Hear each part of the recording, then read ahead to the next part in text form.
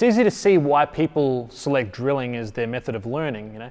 It's easy to do, it doesn't require much thought, and you can see tangible results in your progression while training. But it's a trap, and I'm going to explain to you how. And one good way of doing this is to show how impossible it is to master jiu-jitsu through drilling. There is about 3 major positions in jiu-jitsu: standing, guard, and passing. And there's about 25 sub-positions inside of that. You could have spider guard, X guard, Z guard, half guard, close guard, and there's variations of all of those. And there's about 25 techniques, basically 25 techniques, and there's heaps of variations on them as well, inside every position, which ends up giving you, I believe, how many is it? 1,500 techniques. Now, if you were to drill them to mastery, and if you go on Malcolm Gladwell's 10,000 hour rule or 10,000 repetition rule, you'll see it takes about 10,000 repetitions to completely master a movement. If you added all of those techniques and you wanted to become well-rounded in jiu-jitsu and master all of jiu-jitsu, it would take you around 104 years training 3 times a week for 1 hour straight in every session drilling, which is more than most people are ever going to drill, ever. And I don't think many people are going to live that long. So if you're thinking about becoming well-rounded, you can see automatically it's not going to happen through mastery of drilling. You will do what most people do, and is they drill a handful of moves that they get success with, and they keep practicing that. The problem is you become predictable. And if you're predictable, you will get beaten. If people learn how to predict you or predict your moves, you're going to lose. Now, some people do quite well in competition for a while because they have a unique set of movements. But after a while, they end up getting found out and they start losing more and more often. You don't want to have that. It throws all your timing out.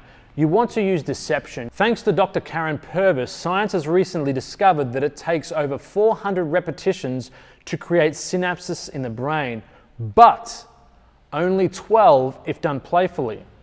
And a big part of this is the amygdala's role in storing information.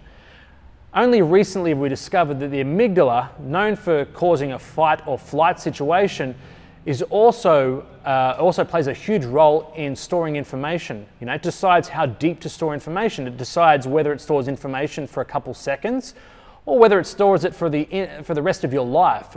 For example, of short-term memory, if I told you a password to my Wi-Fi, you only need that for a couple seconds and then you can forget it. But your amygdala will decide whether you forget it straight away or whether you remember it. The problem is sometimes it can work against us. And they've recently discovered that the higher or the more emotionally aroused you are, the deeper you store information, okay? Now I'll give you an example of this. If I asked you, where were you December 3rd, 1997? Some of you guys might not be alive. Let's say December 3rd, 2015. You probably can't remember. But if I said to you, where were you on September 11th, 2001? I bet you can remember exactly where you were, what you were wearing, what you ate that day, because it was a day that impacted our lives so heavily. And science has discovered that the more emotionally aroused we are, the deeper we store information. Now you want to find a sweet spot for that, because if you go too emotionally aroused and you become delirious, then you can start suppressing memory, or you can start muddling the memory up in your brain. Certain situations where there was one case where a girl was hit by a black car, and in her memory, she remembers it being red. She was adamant it was a red car, but the cameras picked up a black car doing it. So sometimes if you're too emotionally aroused, you can start muddling the information.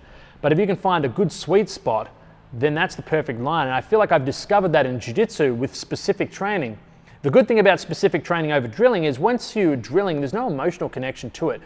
You do the move over and over again, and you're not even thinking. Half the time you're sitting there thinking what kind of pizza you're going to eat for dinner that night or something like that.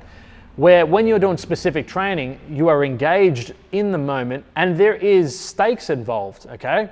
When something works for you, it's exciting, you get excited about it. When it doesn't, or when you get beaten, you get frustrated and you're stimulated emotionally. It's exciting, it's thrilling, it's frustrating, it's saddening, it's happy, it makes it happy, All that kind of stuff is great, and that's why you'll see that people tend to remember techniques they executed while training.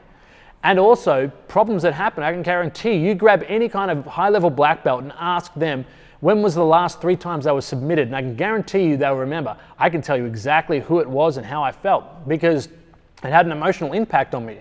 Whether it was something, if it was something I didn't really care about, then I wouldn't remember that. I wouldn't store that information. So specific training or live playful training is so much more powerful that it only takes 12 repetitions to get synapses in the brain over something that takes 400.